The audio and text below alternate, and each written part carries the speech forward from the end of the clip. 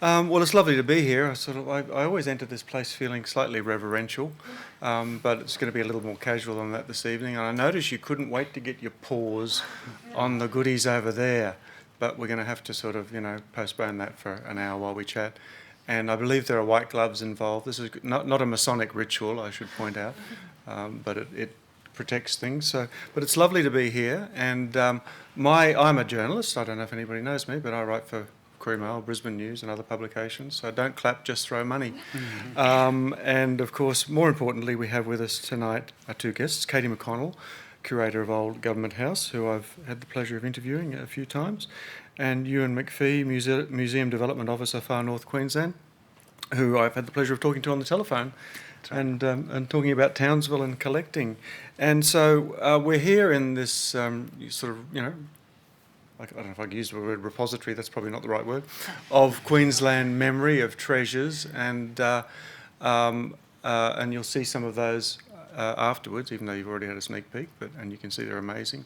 Love to get my hands on that sword, that's right. So we're talking about collecting, and I might start with Katie because I know that, and because you're closest, I know, and ladies first. I had the pleasure recently of doing a story on, I've done a number of stories on Old Government House, which is not really a place full of stuff. It is the stuff itself.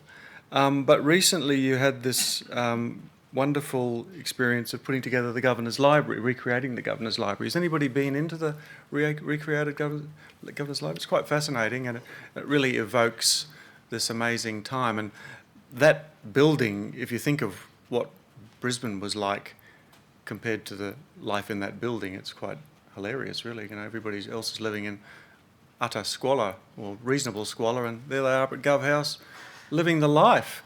But now, collecting sort of started, was it collecting that started the project, the Governor's Library? Did you come into possession of something, and then rather than sort of seeking a collection, it was actually collecting that suggested the whole thing?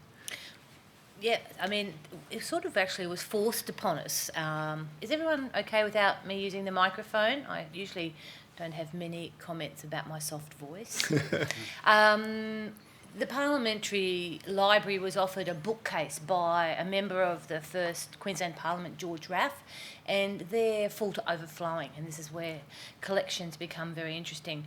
And Carol Stinson, who I know and great friends with, said, I know someone who may be interested, and that's how the process really came. So the family contacted me, and we had already had on the project for the redevelopment of Old Government House to create one room, and the one room that we had always hoped to do is the Governor's Library, because it was really the most important historical room in the house. It was where the Governor actually made all his decisions and met and interviewed a lot of important people.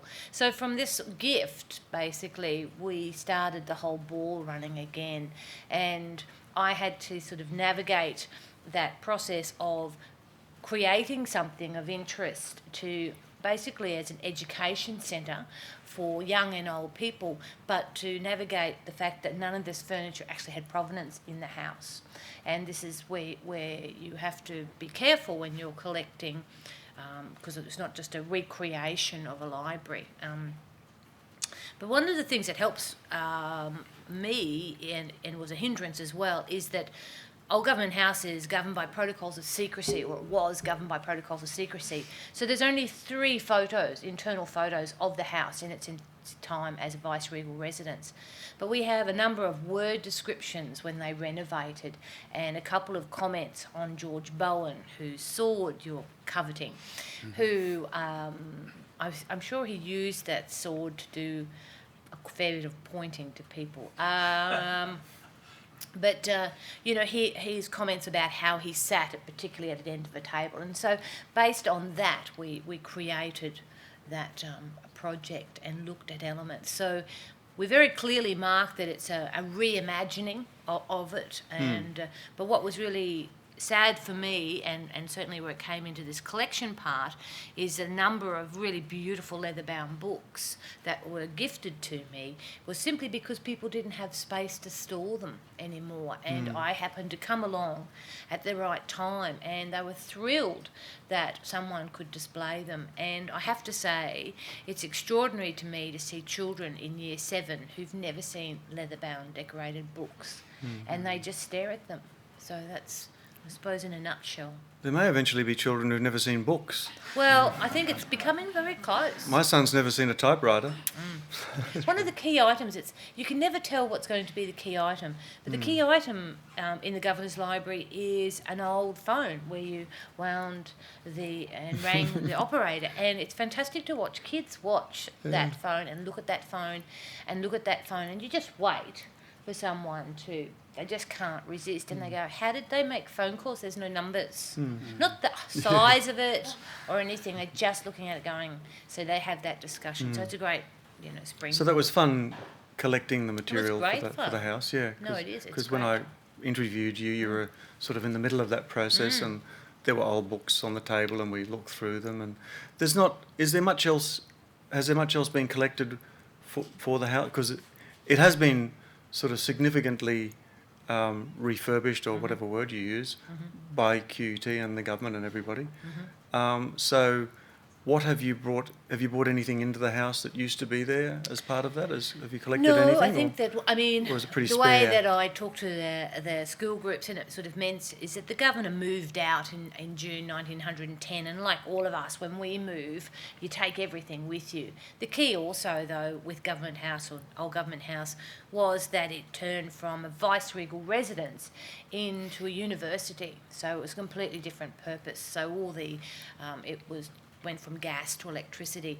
So everything went to Fernberg, which was a temporary government house, and we've had a few things come back, but one thing that did come back, and that's great thanks to the National Trust, is the Bechstein mini grand piano that I think Sir James Ramsay found rotting in the basement of Fernberg, and he gave it to the National Trust and they did it up.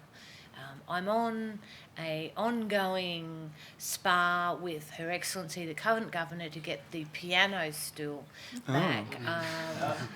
And I've tried many attempts, but security has only been called once. But I think she's warming to the idea. But the piano, the duet piano stool for that piano is being used as a luggage rack up at Government House. Well, at the end of a bed, it's not, but nicely. I was alluding to what Brisbane was like because that sort of appealed to me, and I know I can't think of the actual passage, but when I was talking to you for that story, there were a couple of passages that described what the town of Brisbane was like, as opposed to the grand.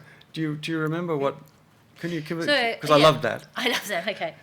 Well, I think that one of the things that I talk about on the tours and element is that Brisbane was very small. And there was a young chap who had immigrated from England, Robert Atkin, and his papers are here. And he wrote home to his mother in 1860 and described Brisbane as a small and exceedingly odd town where men armed to the teeth galloped through the streets. So that symbolism of the Wild West is very much it. He goes on to give another story that he was walking in Queen Street, which was the main street, always been our main shopping street, and he was sort of just walking in the street and a herd of cattle came through. They were being mustered through the main street. And what he told his mother was that it wasn't that it was cattle being herded in the street, is that no one called out, watch out, move out of the way. He said it was such a common occurrence that nobody batted an eyelid. So this is that sort of symbolism of that. Also, that they were digging tree stumps out of George Street right up to the day before Bowen arrived to prevent his carriage being flipped over.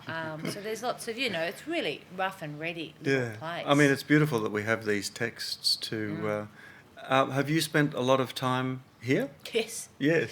Yes. Tell us about your relationship here and how much work you've done here towards that. Yeah, thankfully the staff is turning over, but they usually. I've been very lucky because I think there's a couple of wonderful repositories, and this is one of the absolute major ones. And I've had lots of wonderful discoveries here. And another one of the things that I asked Ruth to bring out was a jury cutting books, where a man called Albert Victor Jury, who was a parliamentary secretary and clerk of the Legislative Council, was a hoarder. We love hoarders from the 19th century. And he sort of naughtily kept his invitations and documentations as part of vice-regal elements. You used to hand over these cards and all these elements. And he was a man who happened to work for, I think, 9 of the 11 governors that worked or lived at Old Government House. So he has a wonderful collection, and he glued them all into a book. And discovering these was fantastic for me in that moment. But I mean, as I said, the sword to me was wonderful too, to think that George Bowen had several vice-regal appointments. This was his first. He wasn't really liked at any of them, but he was respected more here because it was his first. And I just find it one of those fascinating journeys that this object has created, that it's back here in his first appointment. So there's some other wonderful elements of his sash. His sash is up at Government House, and there's some other key documents. His knighthood documents are also at Government House. There's beautiful pieces of jewellery from her, Lady Bowen, at Maigunya. So Queensland has this very wonderful... Yes, I've been to Maigunya recently, actually. I only just discovered it recently. Everybody been to Maigunya? It's wonderful. It's just in Bowen Hills there. Bowen Hills. So yeah, well, indeed. So, so it is. But I've had lots of wonderful surprises in here, and I've spent many, many hours trying to decipher really bad handwriting. I'm sure everyone here has done that. And when you sort of finally work on a word and you finally get that word and it makes the sentence, I mean, it's just those little moments, and that's... I am an historian by training, and I think it's that inherent being a detective, and you're basically prying into other people's lives, and it's kind of fun. And the point about these items is that, we'd be much poorer without them, and they have such resonance. To actually see the sword, you could see a photo of the sword, but to actually have the sword and the story that can tell it, evoke, and I know some authors have written entire books based on speculation from a historical object or whatever it may be.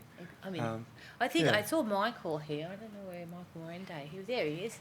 But I think that one of the things that with Michael is that fashion. The clothes that we have as historical records are it's something that we were talking about before. It's something that I've become very interested in because. In a lot of different ways.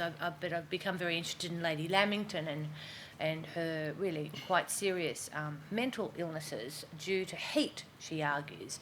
And I look at her clothes.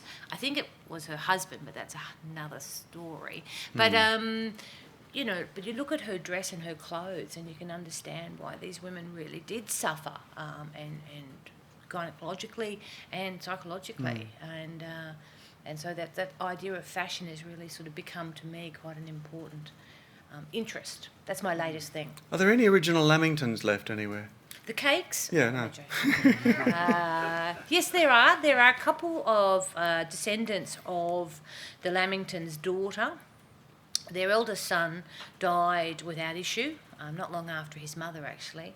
And their daughter, whose name is Griselle, although when the descendant came out, I used to say, how did you pronounce it? Because it sounded so, French. And he said, Alex was his name, he said that we always called her Granny Grizzle. So it sort of really blew the romantic side out of it. But she was called Jem as well. But she had 2 daughters, and yes, there are descendants. But the house is gone, and looking at items of collection and interest, and it's something, again, I'm pursuing, is that when I was actually lucky to be overseas last year researching the Lamingtons in Scotland, when in London a portrait of Lord Lamington came up for sale and some diaries of Lady Lamington. And through email and phone conversations, I know that Old Government House and QUT put in a bid, and I do believe the State Library attempted to collect this as well, but we didn't get it. And one of the descendants, Belinda, emailed me about 2 weeks ago saying, you know, I've been waiting to hear from you, thinking that you did get that portrait, because bidding just went mad. Its estimates were about £500, and the portrait of Lamington went for £2,000, and the letters of, diary of Lady Lamington went for £2,200. But we don't actually know where it's gone, and that's that distributed collections in the bad way. Ewen, I'm going to come over to you for a second. Now, we were talking about you've got a pretty wide patch up there, haven't you? Yeah, I do actually. I'm based in Townsville. I help out small museums and Townsville west to Mount Isa, north to Innisfail, and south to Proserpine. Yeah. So there's about 70 small museums in the area. Wow. But we actually service the whole of Queensland. There's one of me in Cairns. I'm in Townsville. A person in Rocky, Ipswich, and Toowoomba. Because we were talking about this, and I lived in the country and early in my career in Monto. Does anybody know Monto? For a year. It felt like 10 years, but anyway.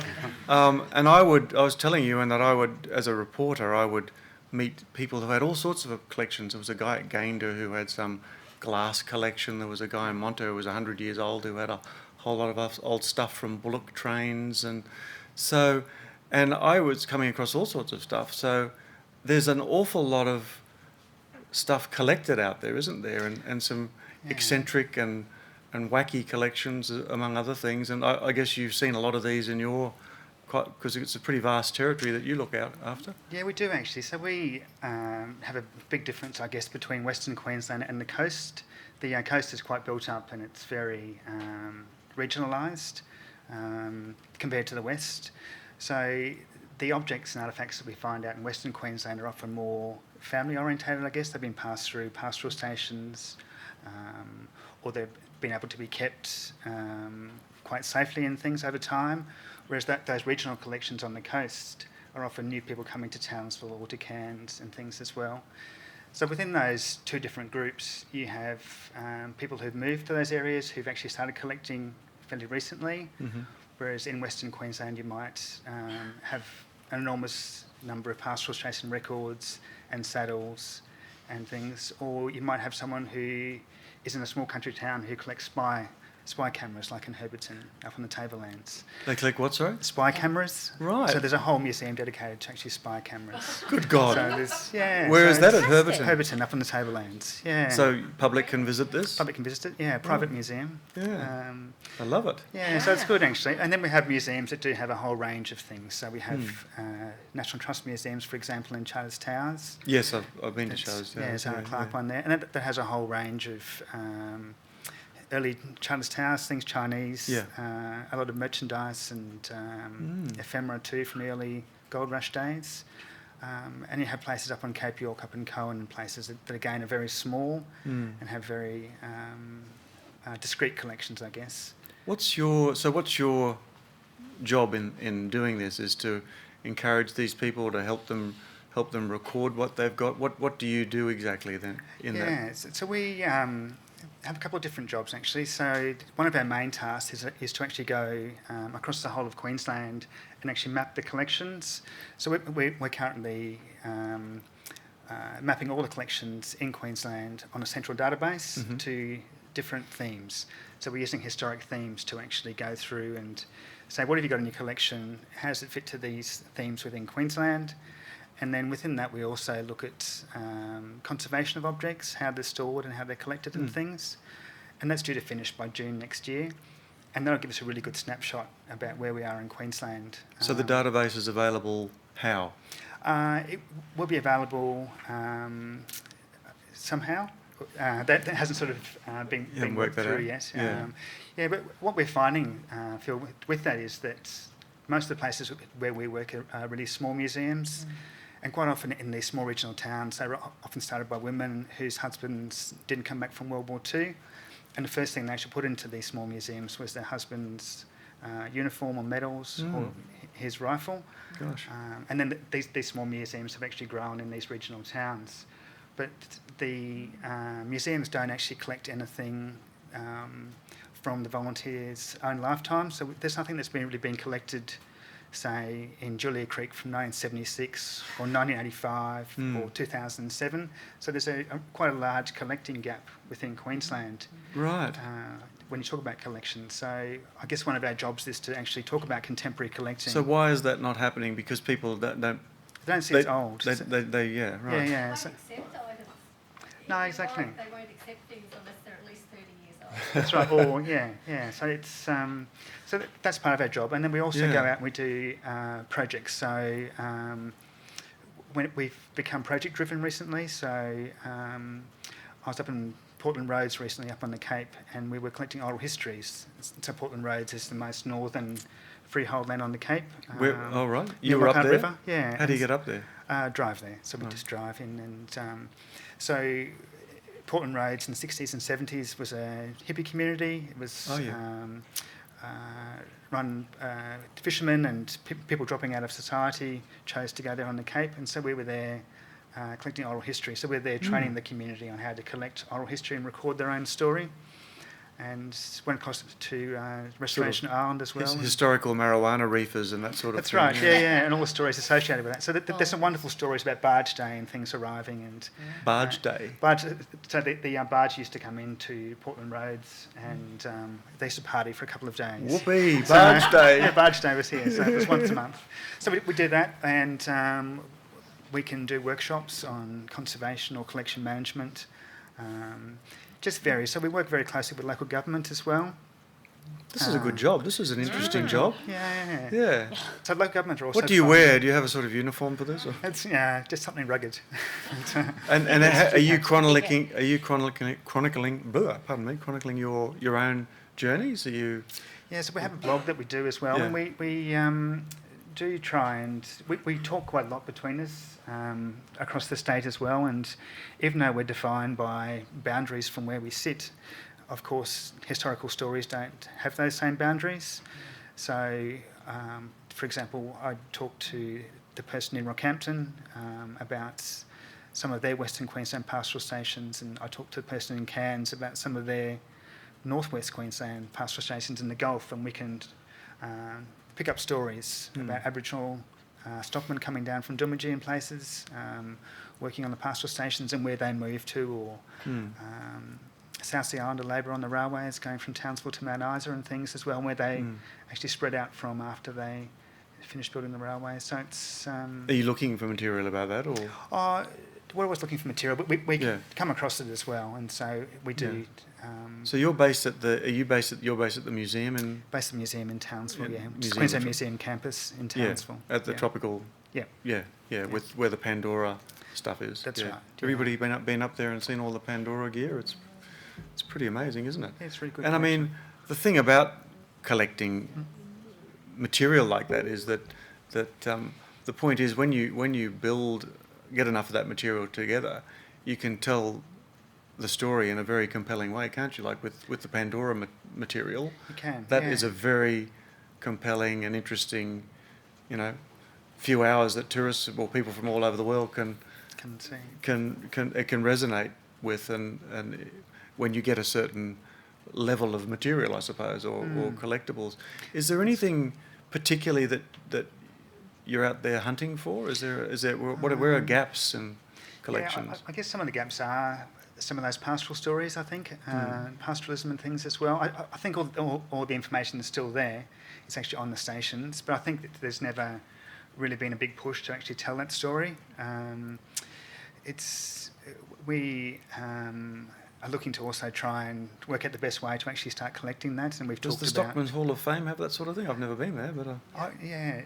It does as well, but we're sort of looking at also radios and things as well, so we're looking at an avenue to actually get in to actually try and garnish some of that information, and so we're also trying to record community events like radios and things, Cloncurry Radio, for example, where we can go out there and have a Queensland Museum tent, if you like, or have a tent where we can make that initial contact and then try and link stories between it. We're quite interested in that sort of movement of people across the landscape as well.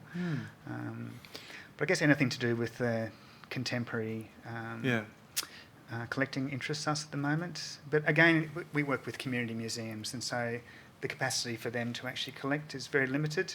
And and so there's a sort of register of all these, and this is part of the database that you're building up. That's right, But often nowadays they're run by older people, and there's not many young volunteers coming through. So again, we work with local councils who often ring us up and say, we only have 2 members left in the Historical Society. They're now both over 80. Can you come and tell us what to do?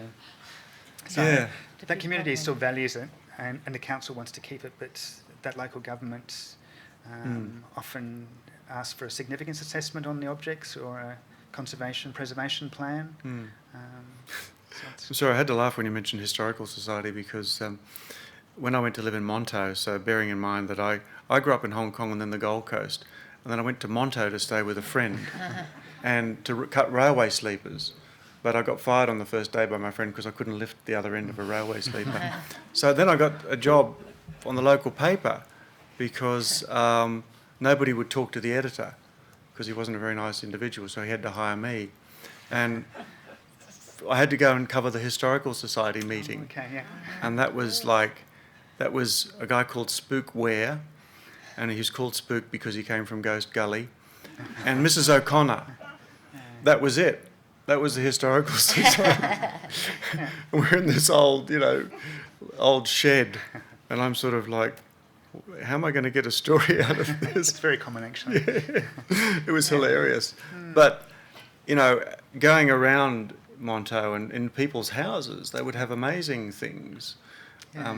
Whether it be, on some of the stations, they would have art, interesting art or primitive art, or that would collect it from Papua New Guinea or whatever, or old guns. And you'd go into these people's houses and you'd see the most amazing things. And then you'd meet people who had these collections. I'm sure it was at Gaynor that the guy had the bottle collection, but I can't remember. Or rock collections, or God only knows what. And farm machinery and... That's right. But I recently went to an auction at Kingaroy from a man who had all of that, and he, I think, had picked up every rock that he'd ever passed by.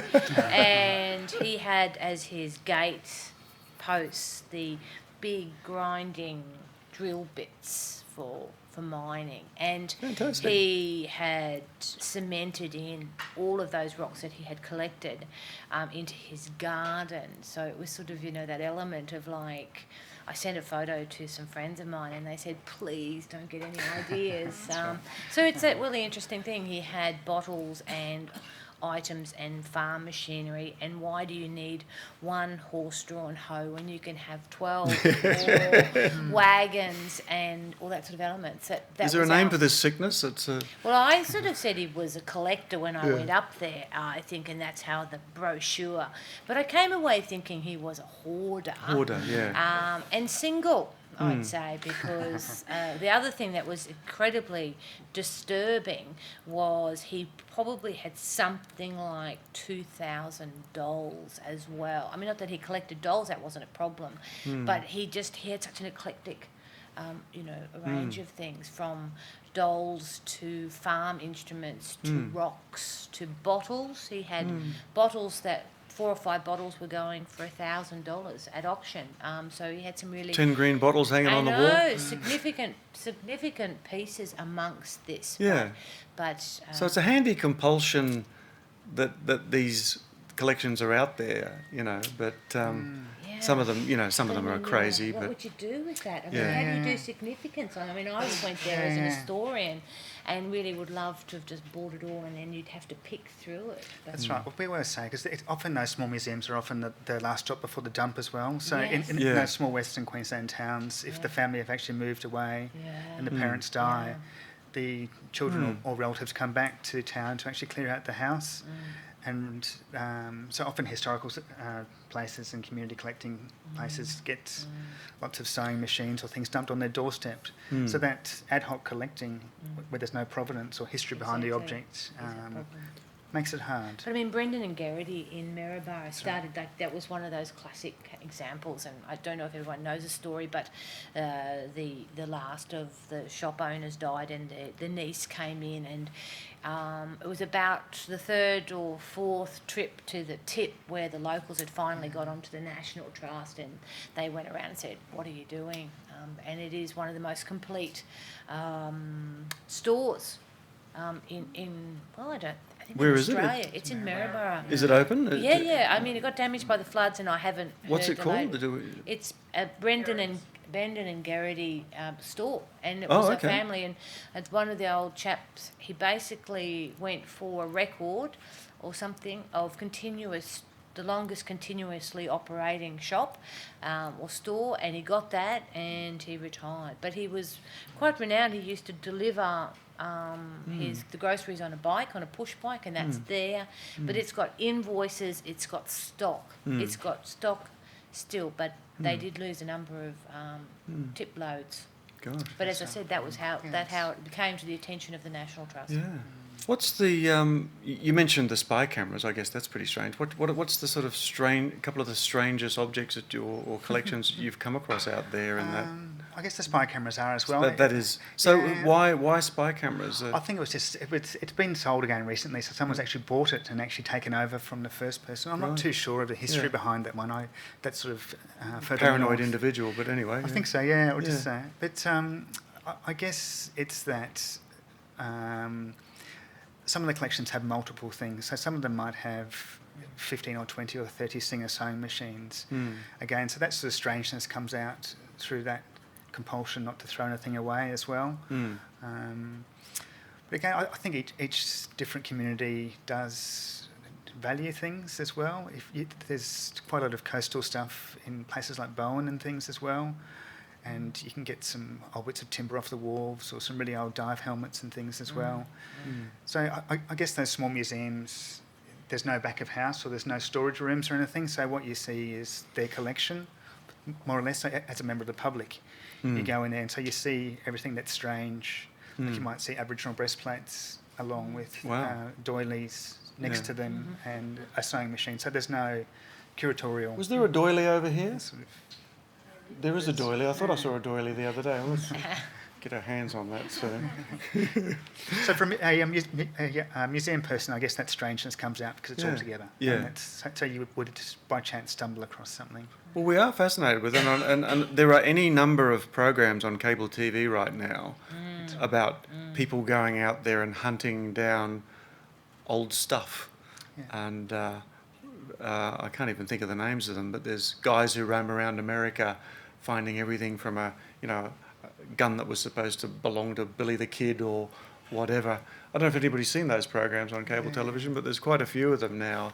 So people really do have a fascination with this. And I mean, when we go overseas, we go to museums to see collections of stuff from there. Yeah, or that's right. with I mean, I suppose the sort of apex of a lot of that is the V&A, which is there's just so many amazing things in there that tell amazing stories.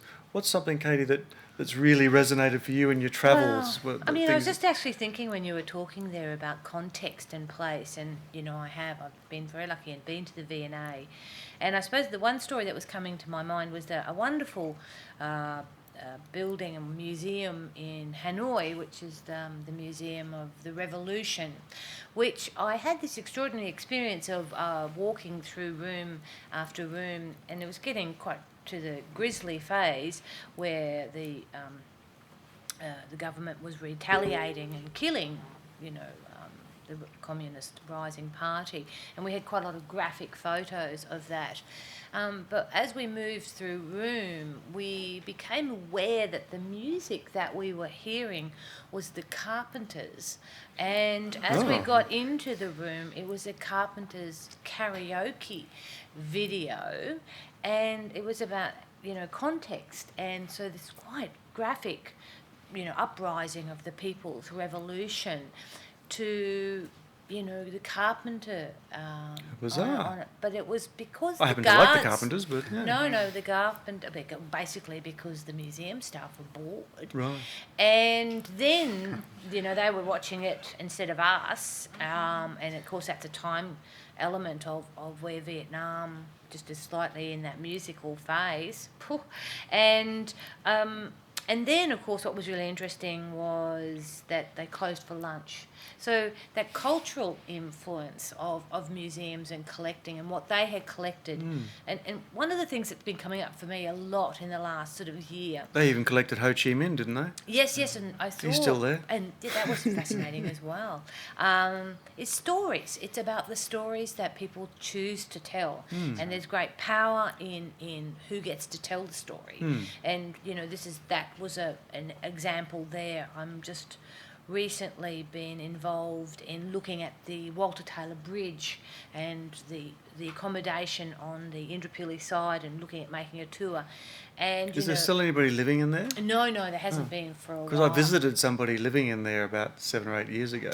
Yeah, no, he's moved out. Oh, It's been okay. about 5 years or so with their painting, but you know, there was this whole discussion with historical societies about, you know, what should we tell the story, and you know, what objects did we have, and all that sort of stuff. And that's just something for me that comes up. It's about stories and making objects the springboard or the portal to this. Because the other question that came up when you were talking was that I fear now, and I'm fighting my compulsion to collect myself, and the spy cameras, you know, coming up for me because I collect torches, and the reason I collect torches is that I was in Toowoomba, and I'm from Toowoomba, and I went into a shop and there was It's dark up there. torch. It is. It's in many ways it's dark up there. But this torch was a square-handed torch, but it had clearly wear marks where the hand of its owner had worn away the silver plate, and that is a story. I mean, they probably, as one of my delightful friends put it really subtly, it's just where he used it to go to the toilet, but they didn't use that word. But in that sense, that object had a story because it's the whole miniaturisation, it's about batteries and how they get small. I love torches. Yeah. Well, thank you. I've got half a dozen at I'm least. trying to get help for it. I put them all over the house, so no. in various locations, just exactly. whenever you need it, you know. So, yeah, I mean, that's the set. There's a Yeah, that's story interesting. behind that one object. So when you look at a bigger place like you are, I mean, the stories are getting lost. The objects are staying, but That's the right. stories are getting lost. So we often say that the object is there to actually tell a story of people who couldn't actually write. So most of your government records are the only sort of historical fact you have. But if you look at all the people who are in those communities who didn't have a chance to actually record their histories, so it's often a very biased reporting of history. So we look at the objects and then interpret those objects to try and tell people stories who may not be so pronounced in the historical record as well. That's great. Yeah. When you were talking about Toowoomba, a gentleman came to mind. Have you ever heard of Albie Budd? I have. Is that the kitchen shop? No, it was a man. I did a story on him once. He lived at the top of the range there in Toowoomba, and his house was full of stuff. He collected everything, but unfortunately it was generally stuff. Well, there were newspapers from 50 years ago. He was a hoarder. The house was absolutely full, things in jars, etc. And then he had an obsession. He was convinced that there was going to be some sort of event, and he dug a big hole in the ground, and he was living sort of in this, and he had a miner's hat on and everything, and the council were after him, of course, because he was excavating the block. Of course. And you couldn't get into the front door for stuff. Yeah. Is that where my torch collecting's going? Is it? Is that what you're? I don't know, but this was a. I'm worried. We were all going up to Toowoomba to do stories on this man. I mean, obviously, a few people remember the story. He was quite a character. But yes, he dug this huge hole, and then because he was convinced something was going to crash into Toowoomba, whether it was a meteorite or whatever. But he collected newspapers, jars. God only knows what was in there. We never actually got inside long. But there are people who do this, who have this compulsion to collect.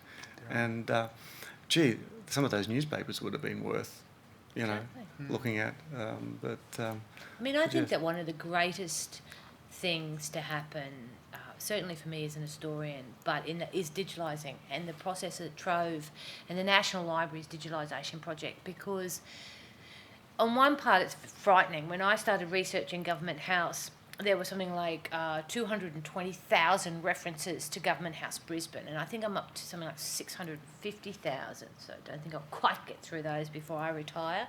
But that element of making information available, and I think that this mapping project you're doing and the digitalising elements is just so wonderful, because it's about knowing more than the person who runs a museum, knowing what's in these museums. Well, one of the things that I think we're talking about with the folks at the library can come in here is that a lot of the material nowadays is digital to start with.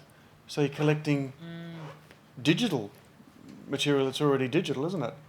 Yeah, and I think How to collect that. as a society and as a community with the whole digital environment, there's enormous possibilities, but at the same time there is an acknowledged black hole around contemporary collecting. So not only is paper-based materials post-1960 not as well represented in collections, but as all of our videotape and our DVDs and they're all deteriorating. And then there's the born digital material that actually it's in fact our own generation's material that's at greatest risk. And there isn't necessarily a solution for, as a society, we haven't necessarily resolved that. Yeah, I mean, do you think this digital material will be anywhere near as interesting as the old printed material, or is we too close to look at that, I suppose?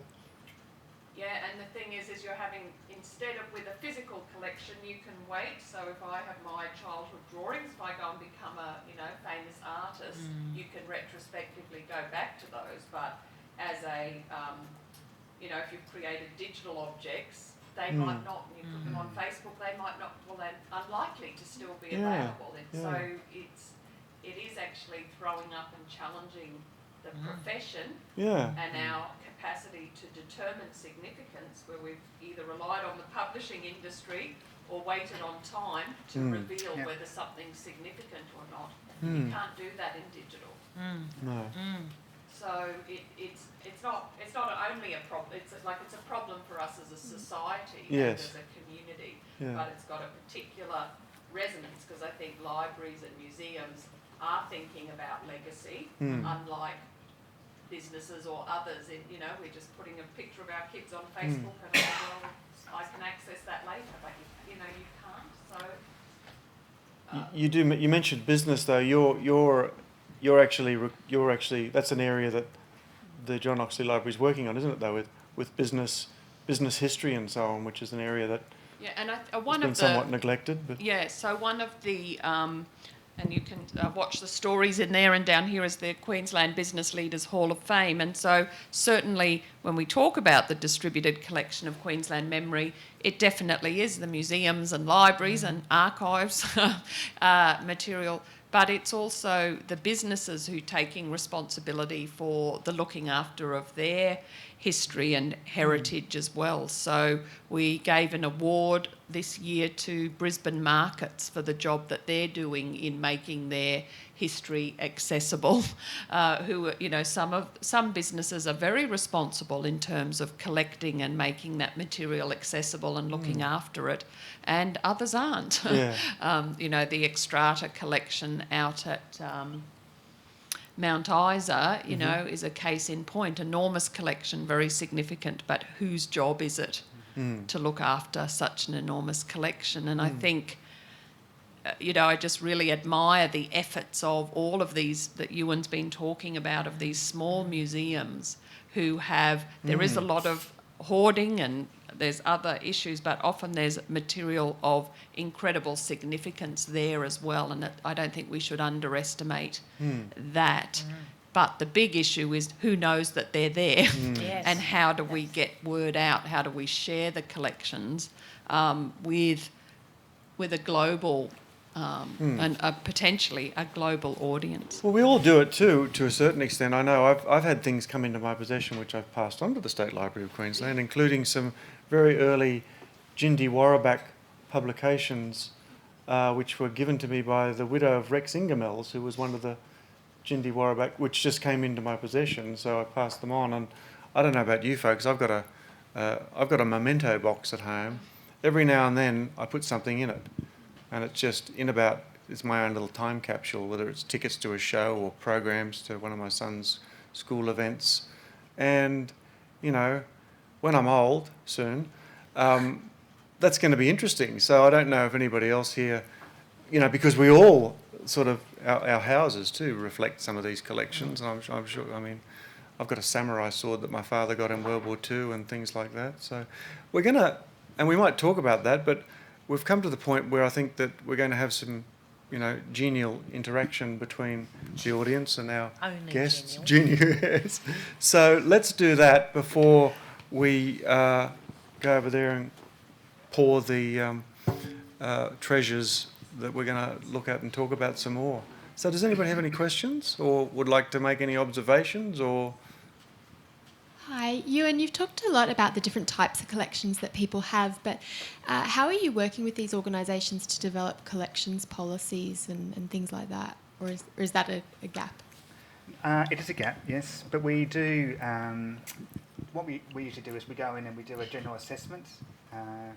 We have very good working relationships with these places over time, and you have to be very careful when you come to collection policies because it's often it's often very personal to the people who've actually started them in the first place, and so you can't go in there and say you can't collect tablecloths anymore. So what we try and do is we try and guide them to say what else is important in your town, or what other stories are you trying to tell, and which objects are you missing. And so, for example, if they have 12 sewing machines as well, we might say, was any of those sewing machines used to sew the mayor's robes when the Queen came to town? So it's about choosing one object which can represent sewing from a time, and then they can perhaps make some room by deaccessioning 5 sewing machines. But it's you have to balance that very carefully with conservation as well, so you can't go in there and say, well, you need to collect glass slides if they live in the coast in the tropics, for example, and they don't have climate control conditions. So it's definitely a work in progress, and each small museum and collecting place is different as well. And when you work with Aboriginal communities, it's different again, so there's that whole different process that you go through there as well.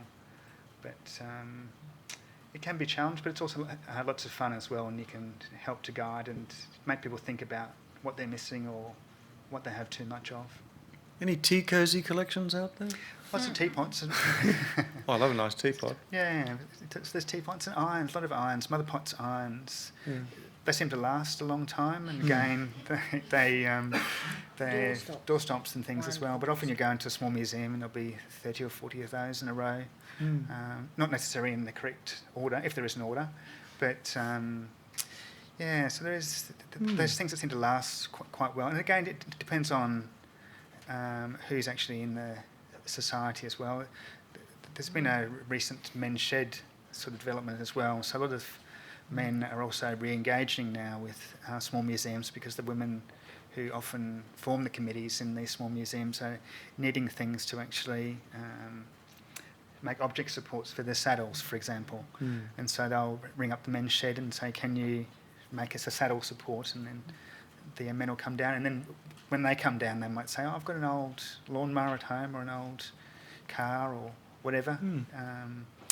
And so it sort of grows and things as well, and changes over time. But again, it's usually older people who are also doing this, and so those objects again are stops around to 1950s or so, 1960s. Can I ask a question? Yeah, absolutely. Good. When you go into these wonderful communities, initially, what's the rapport with you? Like, do they look at you, you know, like this is our stuff, and then coming from outside, or what do they have to? I mean, I find that they're very protective, Yeah. and they want to know what your objective is, and that would make it that sort of a, you know, why do you need 12 sewing machines type of approach? Yeah, I think That's the way it was done. It takes time, and I think it's about building trust. I think is a big thing, absolutely. and one of our strengths, I think, is the fact that we're actually based in the regions. Yeah. So we have regional offices, And so by being embedded to a certain extent, even though we're all on the coast, I think by having staff that are always within that locality helps build that trust. And we're on the end of the phone or email and things as well. Yeah. And it's... But it definitely is about building trust. It is, yeah. And it might take a while to actually get that. And, yeah, there's no rush, I don't think. Even though it's important, there's still a staging process you have to go through. Yeah. Right, thank you.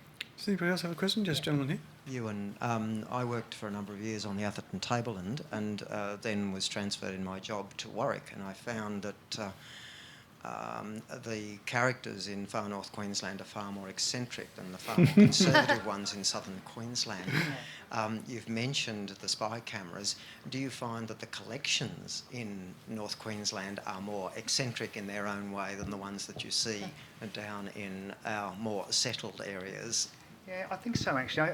I think I probably shouldn't use the word frontier, but I think that North Queensland's come at a much later stage to that sort of changing of a frontier, whether you're looking at Cape York or Normanton or Tablelands and things as well. And I think that having a smaller population over time, over the last 50 years, and it's only recently gone through a bigger growth spurt, I guess.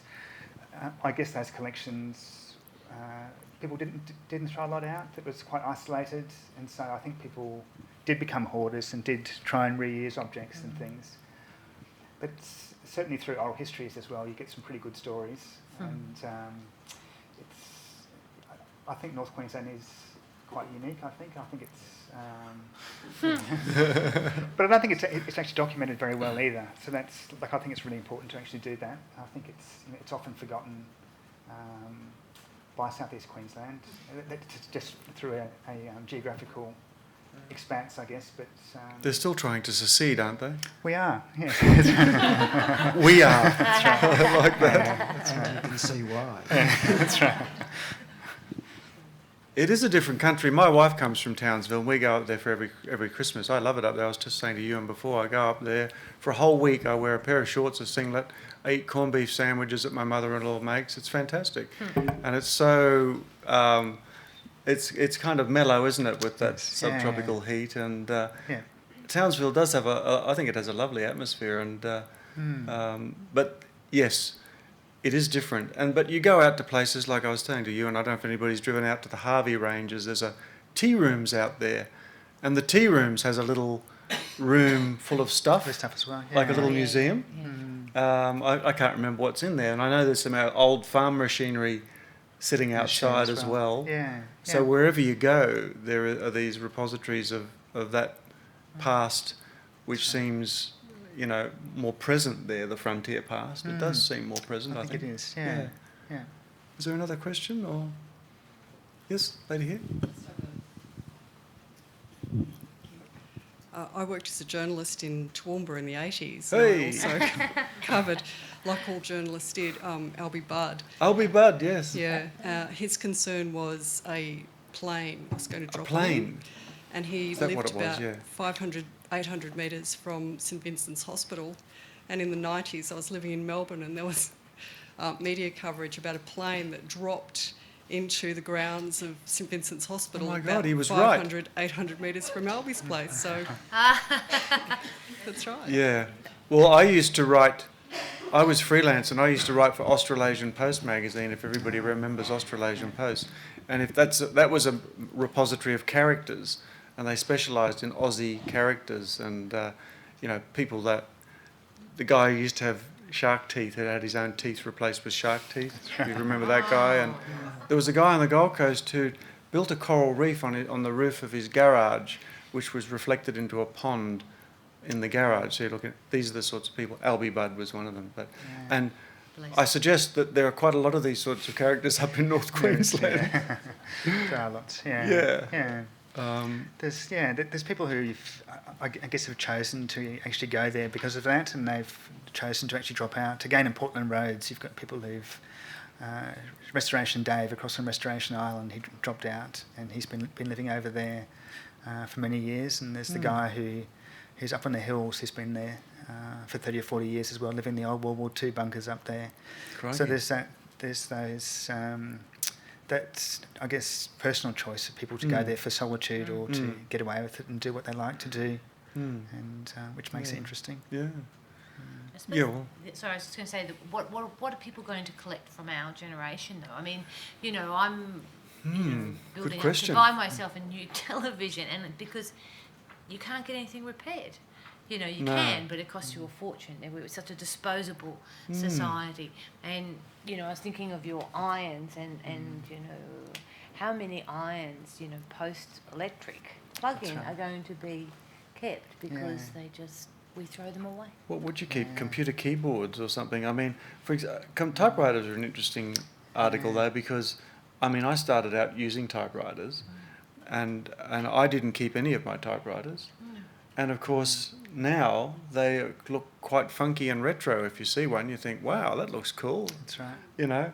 Well, the first Apple computer, I think, went up for sale about Well, a there you month go. or so. Yeah. And, you know, it was by a sheer number of coincidences, really, that it was kept. And it didn't go for a lot of money, but, you know, the idea is that what will we keep? I mean, Well, like hard Katie- waste, Brisbane City Council hard waste. I was just going to say, no, why don't you just keep everything, Katie, and then we'll see. We've got torches. But torches, that's very interesting. I would like to see your torch collection in 20 years, yeah. Well, it's a possible line. I'd have to be careful, wouldn't I? Have you come across torch collections? That's quite a good one. Actually, what's your collection policy? Have you got like Whatever I can afford. That's right. No, I go for different. I don't try for the same Yeah. ones. So used or new or Used, used yes, ones? yes. Yeah, I yeah. usually have used because I mean it's just I've got some torches. I'm starting to worry now about myself. I get sick. I'm You walk gonna around the check house with one of those ones on your head, do you? Or? in case. Yeah, but I think that is an interesting, because some torches look quite streamlined and old ones look a little bit retro. Yeah. You've got the stainless steel ones, and The then early dolphin some have torches. different And shapes. yeah, I So haven't got to dolphin. I think That's they are more- quite anything interesting. plastic. That's- though. yeah, yeah. But there's little tiny ones that are quite beautiful, and you know, it's the story of miniaturisation. It's Yeah. post World War II. There you go. The battery and the largest manufacturer of increasingly small Pardon me. torches is Japan, and so it's just you know there's quite a lot, there's a story behind it. Does anybody here have an interesting collection? Oh, no, I haven't. No, okay. But just reflecting on the Baker Prizes, Pardon me. now shut down, but now a small town museum, and in the window Pardon me. are all Go these objects used by the surrounding wool industry on sheep stations, and small objects that have been manufactured, like, well, for example, something that comes to mind is a mouse trap and shoes, Pardon me. not made locally, but boot polish, stove, and the display. The object of the display was to show that these are things that were used in the 40s and 50s and 30s. But when you look closely, you could see that 90% of them were made either locally or within Australia. So for me, it represented sort of the post-industrial age that we've now reached in Australia, where all those objects are now made in Asia. Yeah. And that's the perhaps the hidden interest for me in that collection. Interesting, yeah. So we're thinking about doing a Charters Towers exhibition called Made in Charters Towers, because Charters Towers was a very early gold rush town as well, and there were quite a few things apparently that were actually made as a frontier as well. So I think that sort of Australian made or made locally is very interesting. Yeah, well, these were made in factories, Factories, yeah. mostly in Victoria, I will say, but they were, and New South Wales, but they were Australian made. Yeah, that's right. These things now are made in Asia. That's true. For economy. Now, I'm looking at my watch and I can see it's 7 o'clock, and I think we've come to the point where we're going to go and have the white glove experience.